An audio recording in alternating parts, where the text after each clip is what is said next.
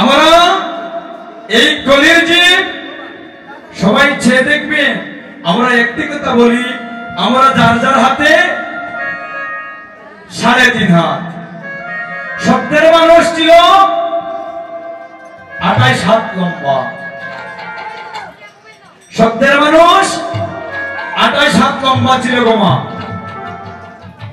সত্য যখন চলে যায় ত্রেতার পদার্পণে, ত্রেতার মানব তার অর্ধেক 14 হাত চলে গেলে ত্রেতা।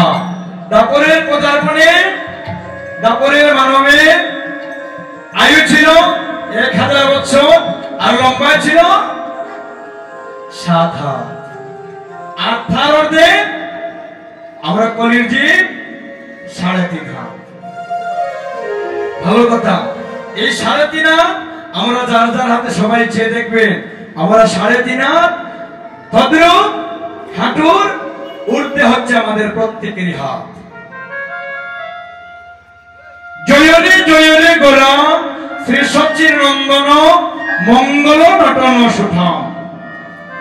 এই কথাটি কেন বলা হয়েছে মঙ্গল নটন সুঠাম? নটন শব্দের অর্থ হচ্ছে সুন্দর, নটন শব্দের অর্থ হচ্ছে সুন্দর, আর সুঠাম শব্দের অর্থ হচ্ছে এই দেহ।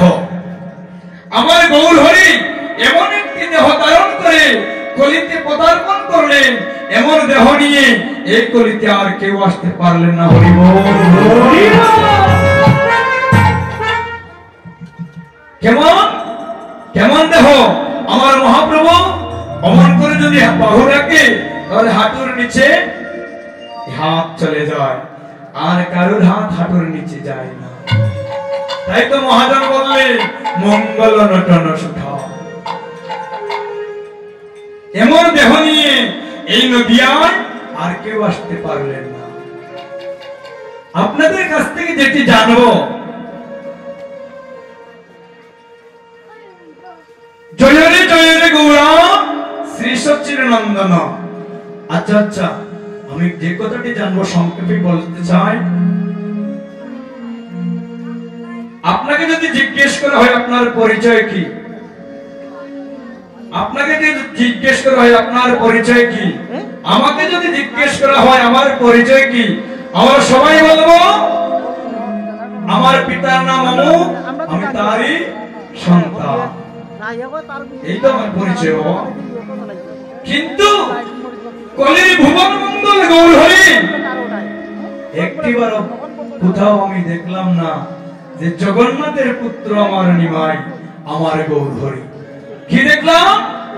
সচির নন্দন, সচির তনয়া, সচির গৌর সুন্দর। কিন্তু কেন আমার গৌর হরি পিতৃ পরিচয় না দিয়ে মাতৃ পরিচয়ে এবারে পরিচিত হলেন? এই কথাটি আমি আপনাদের কাছ থেকে জানবো। আরেকটি কথা আমরা সবাই জানি, আমরা সবাই জানি গৌর হরি দুখানা বিবাহ করেছে, জানা আছে? আমার গৌর হরি বিবাহ করলেন দুখানা। প্রথম বিবাহ ছিল লক্ষ্মী দেবী, যাকে সর্বদংশন নিধন করে দিয়েছে, ঠিক না বাবা? আর দ্বিতীয় বিবাহ বিষ্ণুপ্রিয়া। এই তো কথা। আমার মহাপ্রভু দুখানা বিবাহ করলেন। প্রথম বিবাহ লক্ষ্মী দেবী, দ্বিতীয় বিবাহ বিষ্ণুপ্রিয়া। আচ্ছা, যে কথা জানার প্রয়াস জেগেছে সে কথাটি হচ্ছে আমার গৌর হরির কি কোন সন্তান রয়েছে?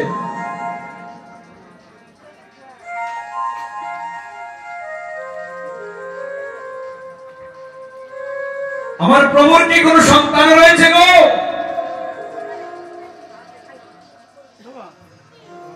এই দুটি কথা আপনাদের কাছ থেকে জেনে আমি অধিবাসের বিশ্রাম দিয়ে দেব। আজ মুকুন্দ দাস কীর্তন করছে, আর বাসকুশ ঠাকুর কীর্তন করছে। শুধু কি কীর্তন করলে আনন্দ হয়? তার সঙ্গে যন্ত্র বাজতে হবে। যন্ত্র ছাড়া কীর্তনে প্রেম জাগে না। আচ্ছা, আরেকটি কথা, চলে এসেছে। সত্য ত্রেতা দ্বাপর তিনটি যুগ অতিবাহিত হয়ে যায়, গোপনে থেকে গিয়েছে। সত্যেও নাম ছিল, ত্রেতায়ও নাম ছিল, দ্বাপরেও নাম ছিল, এবার কলিতেও নাম আছে। আচ্ছা, বেশ ভালো কথা।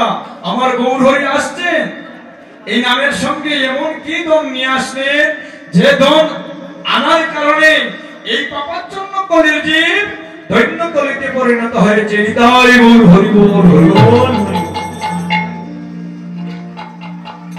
গৌর হরি আসছে আর কীর্তনিয়া কীর্তন করছে, আর মৃদঙ্গ বাদক কি বলছে? ধান্দ্রিমিক অধিমিক মাদল ভাজত, ধান্দ্রিমিক অধিমিক মাদল ভাজত,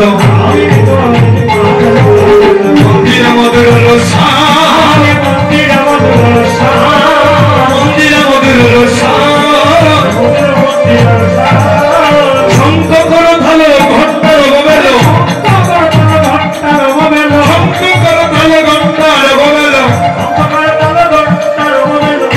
পদকলে